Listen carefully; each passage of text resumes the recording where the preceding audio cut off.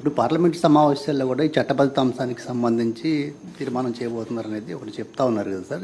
అక్కడ చర్చ, అక్కడ కూడా ఈ కరప్షన్ దాని గురించి మీరు డిస్కస్ చేస్తారా? ఈ అమరావతికి సంబంధించిన కరప్షన్ పైన పార్లమెంట్లో ఇవన్నీ ఏదైతే చెప్పినామో పార్లమెంట్లో కూడా ఖచ్చితంగా చెప్తాం.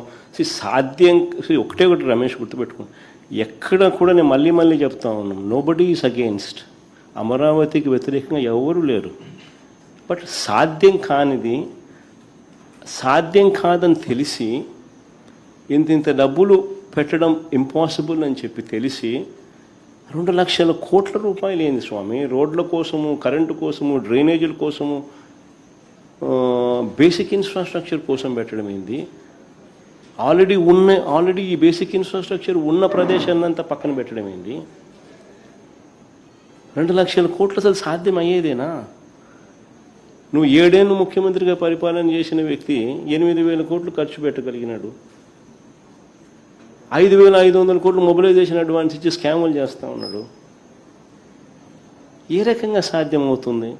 సాధ్యం కానిది ప్రజలను మభ్యపెడుతూ మోసం చేస్తూ రాష్ట్ర ప్రజలకు అసలు ఏ క్యాపిటల్ లేకుండా చేసే కార్యక్రమం జరుగుతుంది కుట్రలో భాగంగా. వేరే ఇంతకుముందే నేను చెప్పా, మావిగన్ ప్లాన్ బి. సరే, నేను చెప్పిన విశాఖపట్నం ఆలోచన నీకు నచ్చలా, సరే మావిగన్ ప్లాన్ బి చెప్పిన, హైవే పక్క డిక్లేర్ చేసి హైవే పక్కన కట్టు. ఆ బిల్డింగ్లు ఇంకా ఆ నుంచి షిఫ్ట్ చేసాడు కట్టు, ఇంకా పూర్తిగా ముద్ర పెట్టలే కదా, షిఫ్ట్ చేసాడు కట్టు. అట్లీస్ట్ ఈ ప్రాంతం అంతా బ్రహ్మాండంగా డెవలప్ అవుతుంది.